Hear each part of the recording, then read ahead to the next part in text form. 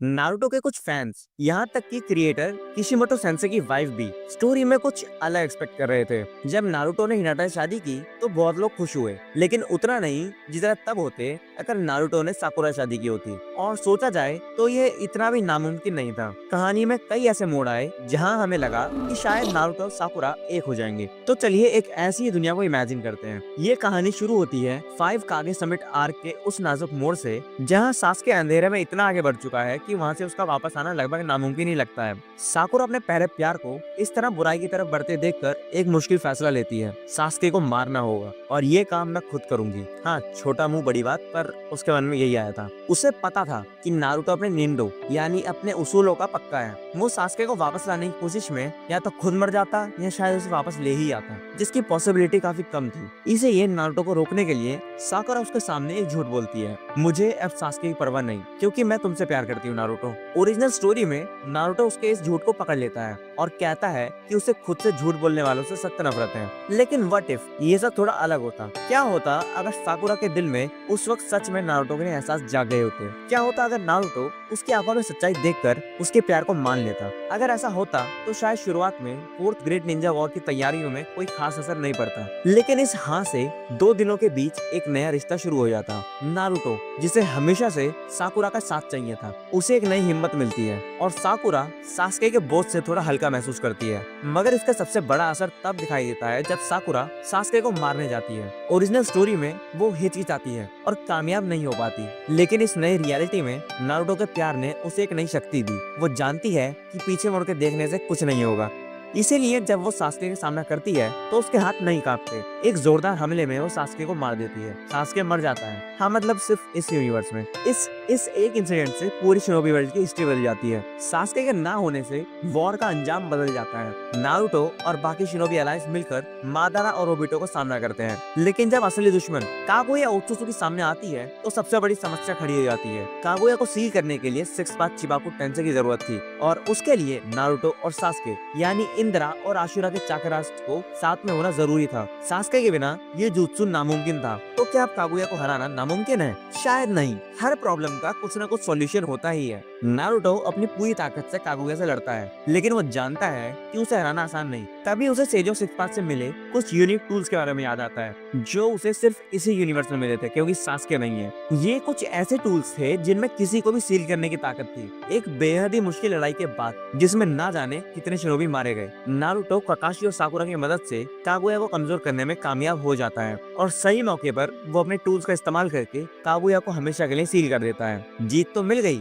लेकिन इसकी बहुत बड़ी कीमत चुकानी पड़ी थी। सास्के जा चुका था। वॉर के बाद दुनिया धीरे धीरे शांति की तरफ बढ़ती है। नारुतो कोनोहा का हीरो और साकुरा उसकी सबसे बड़ी हिम्मत आखिरकार ऑफिशियली एक हो जाते हैं। कुछ सालों बाद नारुतो द लास्ट मूवी की प्रॉब्लम सामने आती है। तोनोरी ओत्सुत्सुकी अर्थ पर आता है और इस बार भी ओरिजिनल की तरह उसकी नजर हिनाटा पर है, जिसे वो अपनी वाइफ बनाना चाहता था। हिनाटा, जिसके दिल में अब नारुतो के लिए कोई उम्मीद नहीं बची थी, तोनेरी को उतना अपोज नहीं करती जितना उसने ओरिजिनल में किया था, क्योंकि अब उसे नारुतो नहीं मिलने वाला ना। इससे पहले कि नारुतो कुछ कर पाता, रायकागे, जिसके पास एक सीक्रेट चाकरा कैनन था, दुनिया को बचाने के लिए आखिरी फैसला लेते हैं। वो उस कैनन से चांद पर निशाना लगाते हैं। एक जोरदार धमाके में चांद तबाह हो जाता है और उसके साथ ही तोनेरी, हिनाटा और हनाबी ये सब मारे जाते हैं। अर्थ बच जाती है, लेकिन एक नई मुसीबत सामने आ जाती है। बिना चांद के अर्थ का बैलेंस बिगड़ जाता है। समुद्र में तूफान आने लगते हैं, मौसम अजीब हो जाता है और दुनिया पर एक नया खतरा मंडराने लगता है। तब 6 होकागे काकाशी एक पुराना और खतरनाक जुत्सु इस्तेमाल करने का फैसला करता है।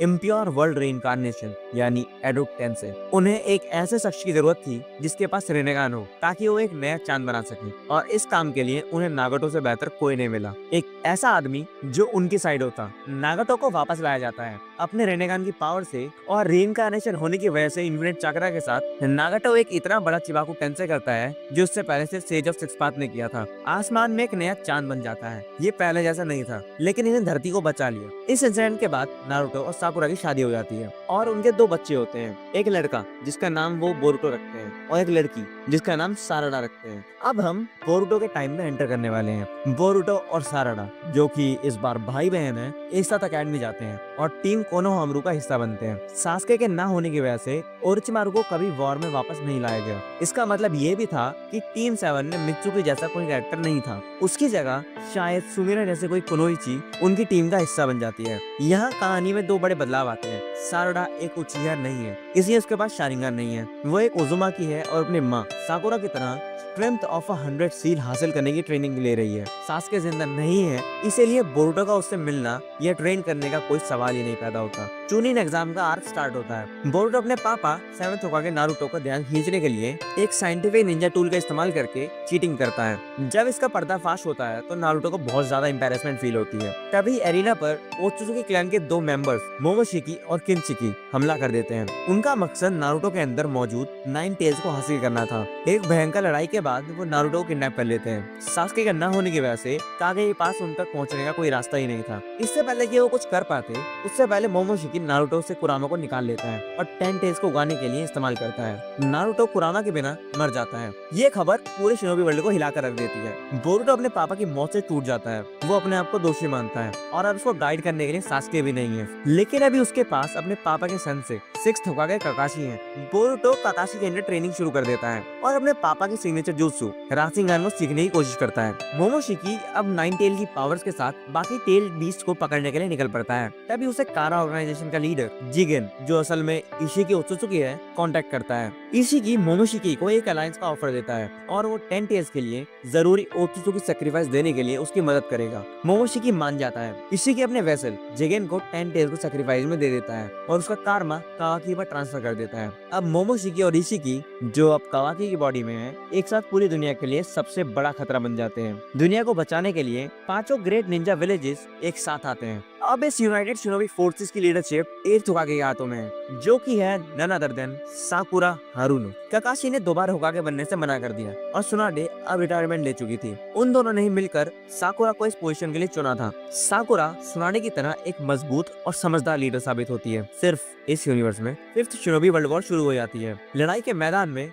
बोरुतो देर से पहुंचता है, लेकिन इस बार वो पहले जैसा नहीं था। उसने अपने पापा की तरह सेज मोड को मास्टर कर लिया था। वो अकेले ही इशिकी और मोमोशिकी से भिड़ जाता है, लेकिन दो ओत्सुजुकी के सामने वो कमजोर पड़ने लगता है। जब लगता है कि सब कुछ खत्म हो जाएगा, तभी वहाँ उसकी बहन साराडा पहुंच जाती है। नारुतो सिर्फ तुम्हारे अकेले के पापा नहीं थे बोरुतो, वो कहती है, वो मेरे भी पापा हैं, मैं भी उनका बदला लूंगी। ये कहते हुए साराडा अपनी स्ट्रेंथ ऑफ 100 सील को एक्टिवेट करती है। भाई और बहन अपने पापा का बदला लेने के लिए एक साथ लड़ते हैं। लड़ाई के एंड में बोरुतो अपने सेज मोड का चाकरा एक बड़े से राशिंगान में डाल देता है। साराडा भी अपनी सारी पावर्स उस राशिंगान में झोंक देती है। दोनों की मिलीजुली पावर से एक ऐसा राशिंगान बनता है जैसा पहले कभी नहीं देखा गया। वो उस हमले को इशिकी और मोमोशिकी पर फेंक देते हैं, जिससे वो दोनों और उनके पीछे का 10 टेल्स हमेशा के लिए डिस्ट्रॉय हो जाता है। 5th शिनोबी वर्ल्ड वॉर अब खत्म हो जाती है। दुनिया में फिर से शांति लौट आती है। टेल बीस्ट जो मोमोशिकी ने पकड़े थे धीरे धीरे रीजनरेट होने लगते हैं। बोरुतो अब अपने पापा की विरासत को आगे बढ़ाता है। कभी कभी वो कुरामा से मिलने जाता, जो बाकी के टेल बीच के साथ वापस से रीजनरेट हो गया था। एक दिन वो कुरामा से कहता है, मैं कभी अपने पापा के बराबर नहीं बन पाया,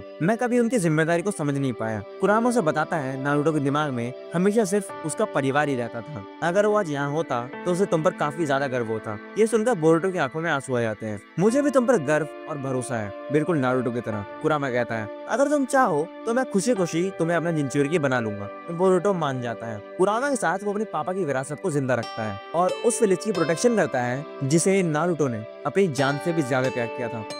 और यहीं हमारी ये व्हाट इफ कहानी खत्म होती है। एक ऐसी कहानी जहाँ एक हाँ ने पूरी दुनिया को बदल दिया। वीडियो अच्छी लगी हो तो वीडियो को लाइक कर देना, चैनल को सब्सक्राइब कर देना और नए वीडियो आइडियाज कमेंट में जरूर बताना। मिलते हैं नेक्स्ट वीडियो में। Till then take care, see you soon.